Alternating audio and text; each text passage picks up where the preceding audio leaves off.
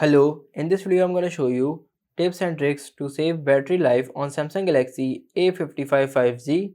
Simply go in settings, go in connections, scroll down, go in more connection settings. As you can see, nearby device scanning is on. You can simply turn it off by tapping on this toggle. It is consuming your battery, so it's better to turn it off. Now go back, scroll down,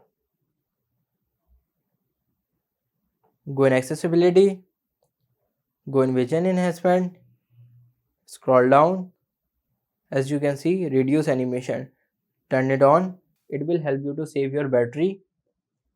Now go back, scroll down, tap on phone, again scroll down, tap on software information, tap 7 times on build number.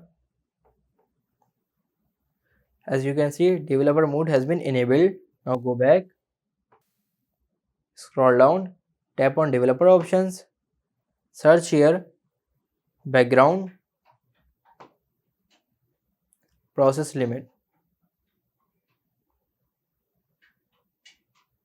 Scroll down, tap on background process limit and select at most 2 processes. This is how you can save your battery on Samsung Galaxy A55 5G. If this video helps you, like this video and subscribe the channel for more information.